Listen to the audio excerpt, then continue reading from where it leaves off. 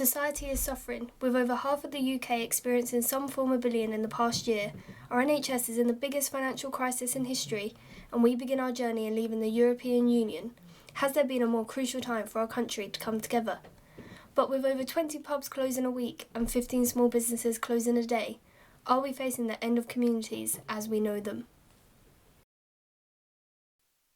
Thriplow, a small village in South Cambridgeshire, is well known for its strong community.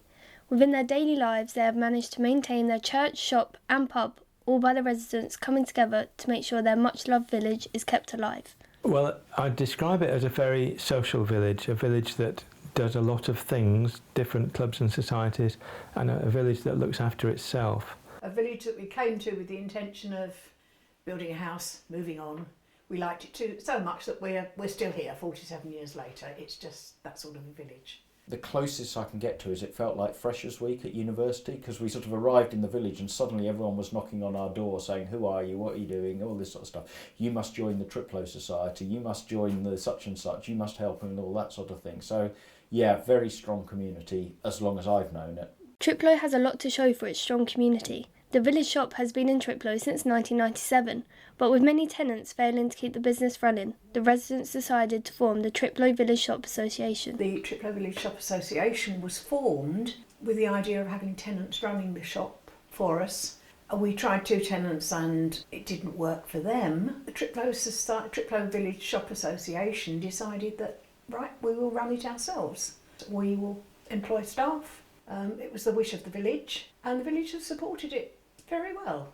We think it's incredibly important to the village, both from the social point of view and from the normal shopping point of view. But it is a meeting place for members of the village. And at times there have been noticeable occasions when people have come to the shop more than once a day, and you realise they're not really coming so much to buy something as for perhaps they're living alone, a bit of company and a chat. So socially it's an incredibly good thing. Another important component in keeping the village community together is the village pub, the Green Man. A property that has been around for 3 centuries, is essential in keeping the village vibrant, but in 2012 it was at risk of being sold. However, the residents did not let their beloved pub get taken away. The residents decided to run the Green Man because the lady who ran it before, who owned it, she was quite ill, and the pub was possibly going to be made into a restaurant. So the pub came into our knowledge because she asked me if the village might buy it. I know a lot of people in the village, so I asked around, and the general view was that we wanted to keep it as a pub. And what I asked people to do around the village by word of mouth and by emails was, did they want to buy a share of the property in the pub? And we raised about £337,000 from 90 different households, most of which are in the village. The Green Man is an immensely important component of our village life. There was a time in the 80s when it was closed, and without the pub the whole village died. And if you don't have things that people want to visit, the shop, the pub, the church, then people will not be walking out in the village, and the village just becomes a dormitory town where people come here to sleep and go to work. But it's a real important thing for the social centre, for the social community in the village. These communal values started back in 1969 when the residents came together to raise funds for the church that needed a major roof repair, and began the biggest event in the village, the Thriplow Daffodil Weekend. The whole idea of the Daffodil Weekend was to raise money for what was desperately needed for the church.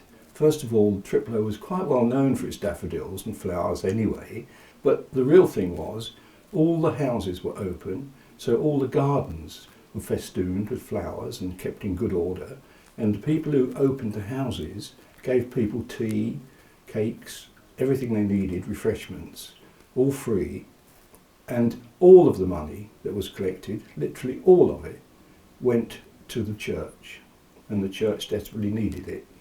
So the committee that was formed were the instigators, but the whole village really took part.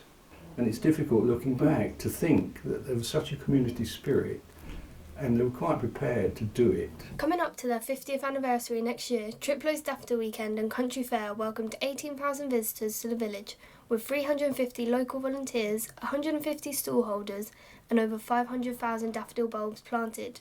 We find out what the weekend meant to Thriplow. Daffodil Weekend is very important to Thriplow. I think it brings, firstly, a sense of community, because almost everyone in the village gets involved in Daffodil Weekend. It's not just daffodils. No. That's the thing. That's right, yes. It is. Everybody It's thinks a country it's all fair. horticulture, but it's not. Dogs as well. Lots of dogs. It's expanded in its content so much in the last 5 or 6 years that now it's a celebration for children, for older people, for families. It's a really nice day out. Laughing and breathing, the music keeps rolling on. Are you ready? A lot of people put a lot of effort into it, and over the years it's grown from people who have just opened their gardens in order to raise money for the church to raising up to about £25,000 worth of money for charity. So it's quite a phenomenal thing, really. People are doing this for free. It's volunteering, so they have to have fun if they're going to do it. Everyone in the village knows it's going on and tends to get involved just because they've learnt it's fun to be involved. I've been coming to the Daffodil Weekend now for about 20 years. They're very appreciative of what you've done, what you're selling. It's just a nice thing to come and do. We've been coming, I think this is our 3rd year probably. It's nice to meet lots of different people from around the country. It's quite surprising where people come from. My name is Helen O'Neill. I'm an author and a journalist. I live in Sydney, Australia, and I'm here at Thriplow because I've been invited by the festival because of the release in the UK of this book, Daffodil, Biography of a Flower. And it's my first time at Thriplow. I'm so happy to be here. It's been a wonderful event, and it's lovely for me as a writer because normally writers go to writers' festivals and they're good fun, but there's something special about being at a community event like this where so many people are having such a lovely time. Everyone seems to know, the locals know so much about them. I'm seeing daffodils I wasn't expecting to see here, which is gorgeous. There's a little one called Rip Van Winkle, which is over in front of somebody's house in a big pot that's named. So what's unusual is that you can wander around the village and see in people's gardens types of daffodil that you might not recognise, and they're actually labelled so you can learn something too. Along with supporting local businesses and educating people on the vast variety of daffodils, Thriplow also welcomes many unique performers to entertain the guests.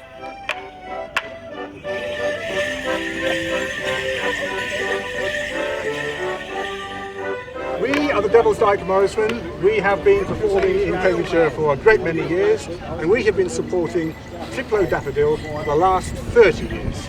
We prepare for the weekend by 2 extensive practice sessions on Thursdays beforehand, and then lots of beer drinking. What do we like about performing at Thriplow? It is the ambience, the people, and the sheer joy that we get from performing Morris dancing in front of such a lot of lovely people.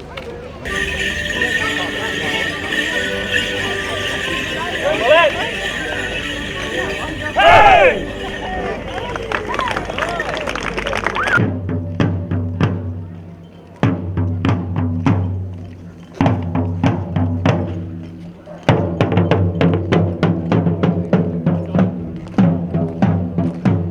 We're called Colonel John Pickering's Regiment of Foot.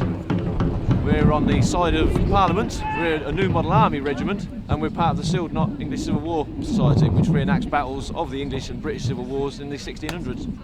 We aim to educate the public as to what happened during the English Civil Wars. We do this by talks at schools, living history displays like you've got behind, and also large, battles of all scales. We go large, small. When I come away and do these things, because I'm considered to be in charge, we do like to talk to people. That's what we do. So if you see now, we're actively talking to the public, and we do enjoy that part of it because people don't generally know a lot about the English Civil Wars. It's not one of those glorious or glamorous periods in our time. Considering how vital it was to this country, it's just generally not trendy. So we do like turning up and just telling people about what we do. That's some traitorous spies! Ooh. The weekend being a success, it depends how you look at success. So I always talk about the 3 pillars of Daffodil Weekend. So I'm saying the first thing that's got to happen is that our visitors have to have a good time, because a lot of our visitors come from less advantaged areas than we are, and it's great to be able to share our village with them and give them a nice day out. So our visitors have to be happy. The second part of what we're after is the community and making the village work, and all the people who volunteer for it, they've got to have a good time as well. If we've hit those 2 metrics, that's a success. If we happen to make any money over and above that, then that's good, that's a bonus.